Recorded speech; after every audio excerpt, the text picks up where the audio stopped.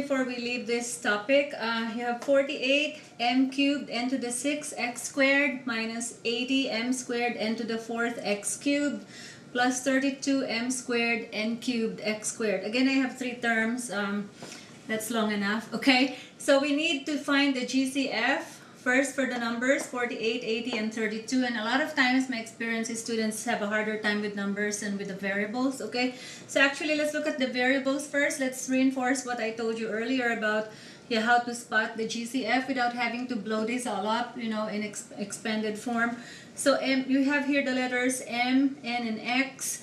For m, we have m cubed, m to the third, m squared, m to the second, and then another m squared. So again, between m cubed and m squared, you will have to choose m squared, right? Okay, the lower.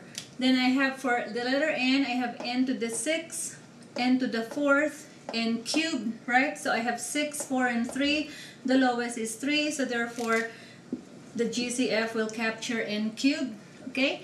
And then for the letter x, I have x squared, x cubed, and x squared. So I have 2 and 3. So the smaller is 2. Okay, so I have x squared. So there you go. So that's as far as the variables are concerned, I have those. Okay, and then of course I have to figure out what has to sit here as far as these numbers are concerned. And maybe you can't see it right away. 48, 80, and 32 are pretty big. So let me show you how you can do that.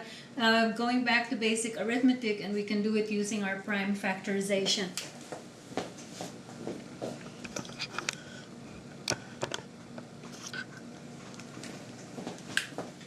So let's look at 48.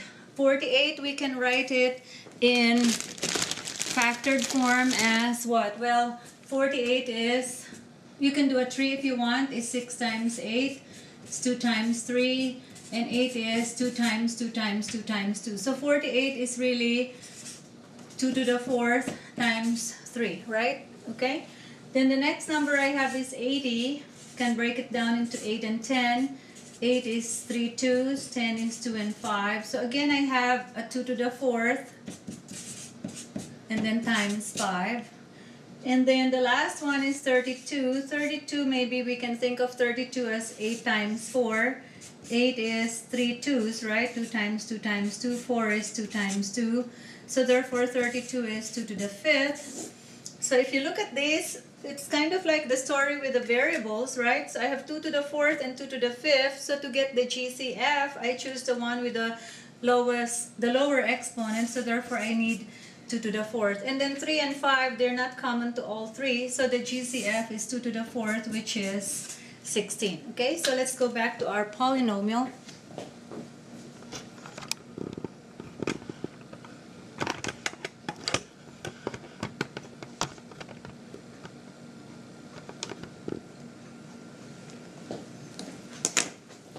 So we saw that the GCF for the numbers is 16, so we pull out the 16. So then now we open the parentheses and figure out, sorry, I don't have enough room. Okay, what?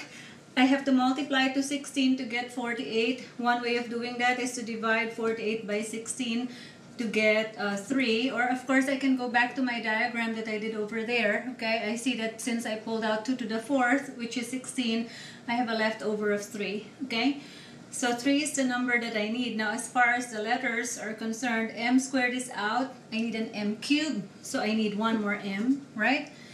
N cubed is out, but I needed an n to the 6th, so I need n to the 3rd, correct? I have already pulled out x squared, and I needed an x squared. That's the original thing I had, but so I don't need any x's anymore. So I'm done with the first term, okay? For the second term, I have a minus 80. 16 times what will give me 80, or if you divide 80 by 16, you get a 5, okay?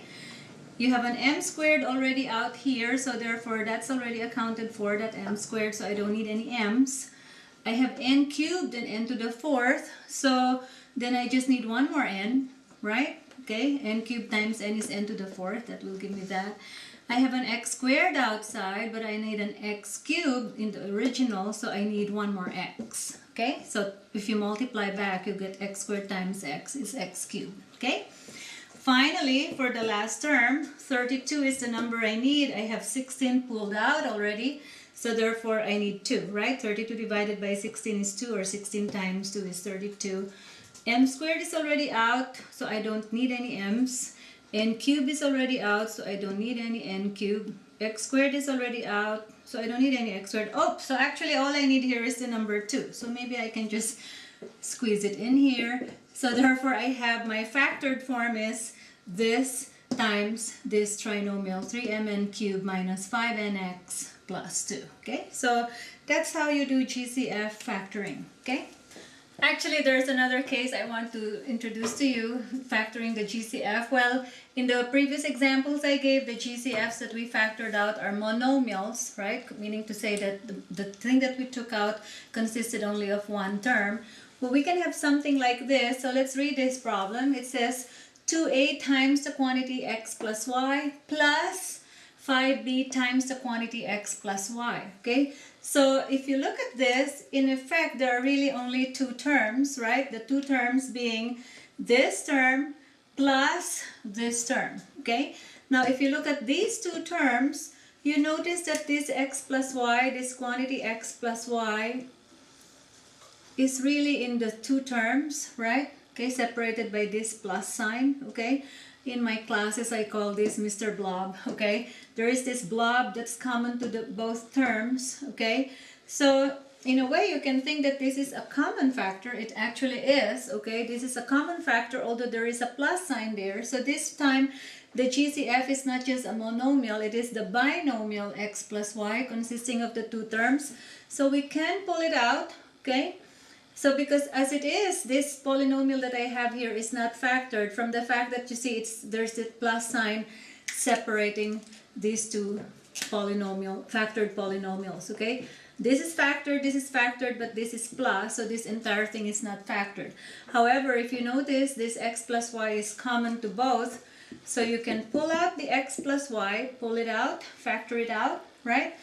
And then inside you will have two terms separated by this plus sign. Okay, this term 2a times the quantity x plus y, since you already pulled out x plus y, all that's left is your 2a, right?